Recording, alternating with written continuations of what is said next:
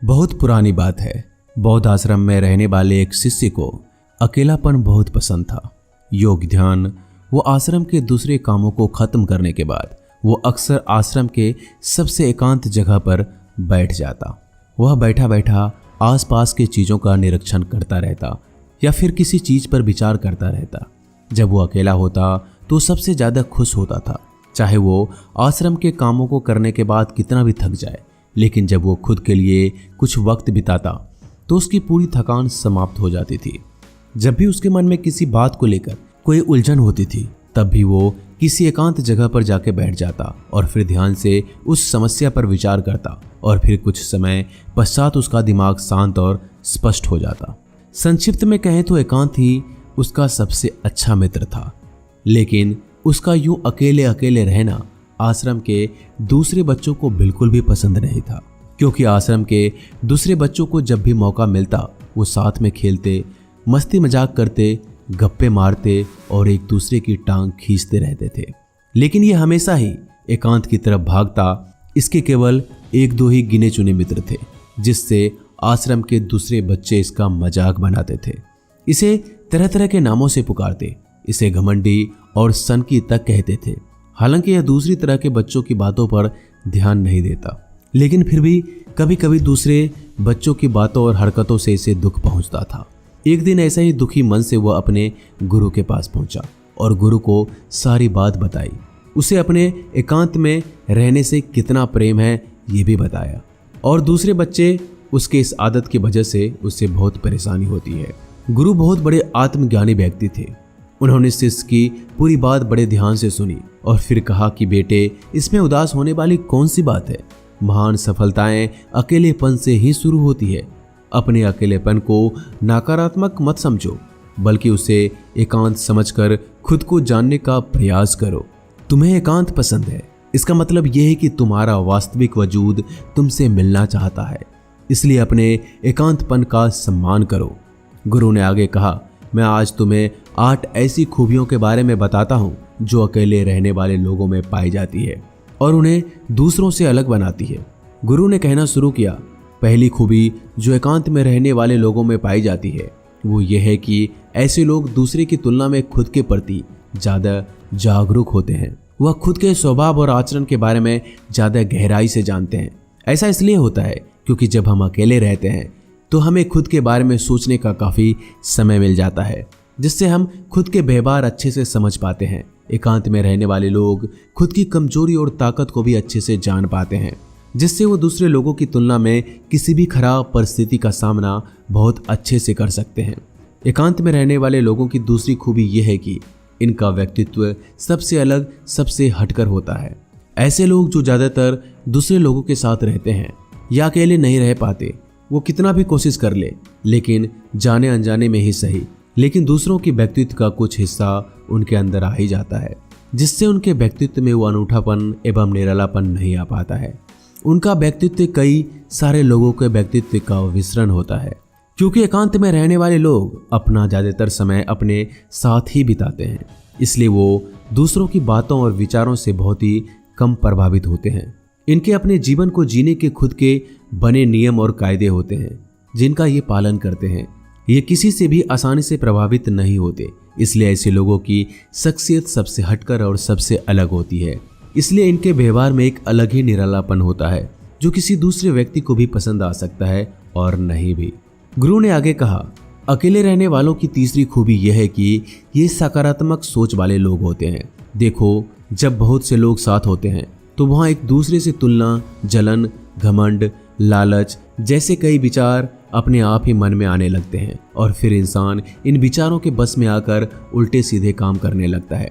हालांकि ऐसा नहीं है कि एकांत में रहने वाले लोगों के मन में ये सब विचार नहीं आते, क्योंकि वो अकेले होते हैं, इसलिए दूसरों से तुलना, जलन, घमंड जैसे विचार उनके मन में दूसरों की तुलना से थोड़े कम आते हैं। साथ ही अकेले रहने की वजह से उनके खुद के बारे में सोचने का ज़्यादा समय मिल पाता है, जिससे वो अपने नकारात्मक विचारों को पहचान कर उन्हें कम कर सकते हैं, जिसके कारण ऐसे एकांत में रहने वाले लोग ज़्यादा सकारात्मक होते हैं।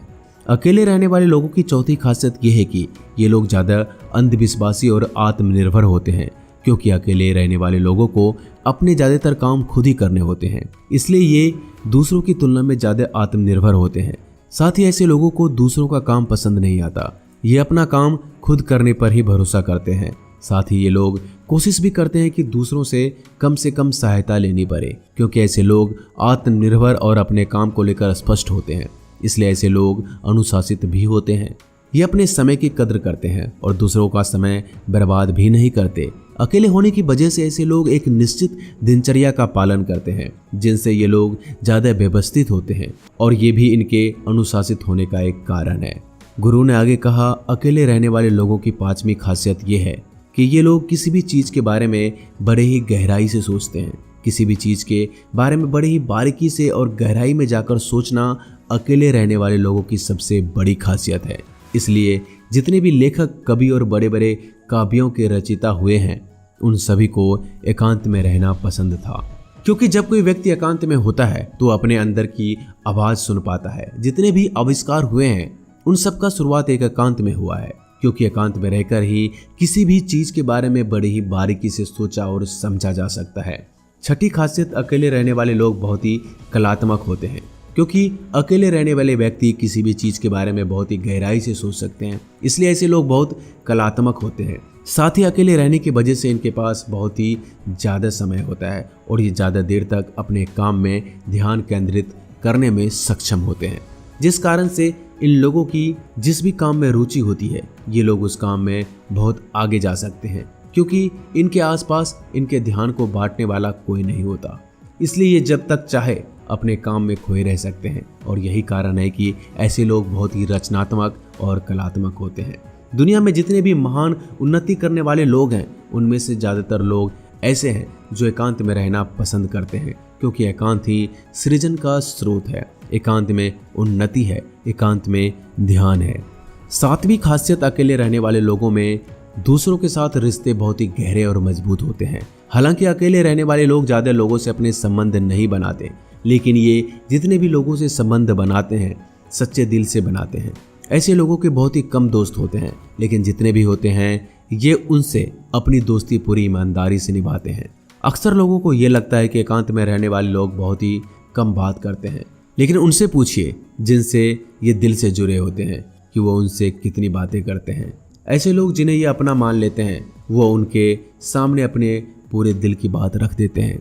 अकेले रहने वाले लोग बहुत ही कम लोगों के साथ संबंध तो रखते हैं, लेकिन ज़रूरत पड़ने पर वो अपनी तरफ से पूरी मदद करने के लिए भी तैयार रहते हैं। 8वीं खासियत, अकेले रहने वाले लोग मानसिक तौर पर और भावनात्मक रूप से मजबूत होते हैं, क्योंकि उन्हें ये पता होता है कि अगर आज कोई समस्या उनके ऊपर आती है तो उन्हें अकेले ही समस्या से निपटना पड़ेगा। ऐसा बार बार करने से उनके अंदर आत्मविश्वास बढ़ता है और आत्मविश्वास एवं आत्मसम्मान के बढ़ने से वो मानसिक और भावनात्मक तौर पर मजबूत होते चले जाते हैं और वो ये मानने लगते हैं कि ऐसी कोई भी समस्या नहीं है जिससे कि वो अपने इच्छा शक्ति के दम पर हरा ना सके, और यही एक सोच उनको दूसरों से अलग बनाती है। इतना कहने के बाद गुरु चुप हो गए तो शिष्य ने कहा, गुरुजी, आपकी सारी बात तो ठीक है, लेकिन ये कब कहा जा सकता है कि अकेलापन एक वरदान है? यह सुन गुरु ने कहा, अकेलापन हमेशा से एक वरदान रहा है। अगर हम समस्या को पूरी सकारात्मक के साथ उपयोग कर पाएं, तब हम दुनिया के लोगों के साथ होते हैं, तब हम भीड़ का हिस्सा होते हैं।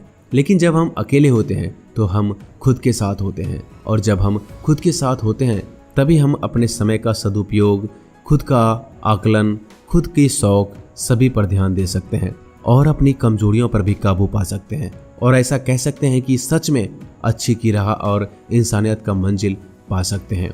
गुरु के मुंह से ऐसी बातें सुनकर अब शिष्य के मन में अपने एकांत में रहने की आदत को लेकर कोई मलाल, कोई संदेह नहीं रहा, बल्कि उसे अपने इस आदत पर गर्व महसूस हो रहा था। इस जानकारी के लिए उसने गुरु का धन्यवाद किया और वहां से चला गया। दोस्तों, आपको ये जानकारी कैसी लगी हमें कमेंट बॉक्स के माध्यम से जरूर बताइएगा। मैं जल्दी मिलता हूँ एक नई वीडियो में, तब तक के लिए अपना ख्याल रखिएगा।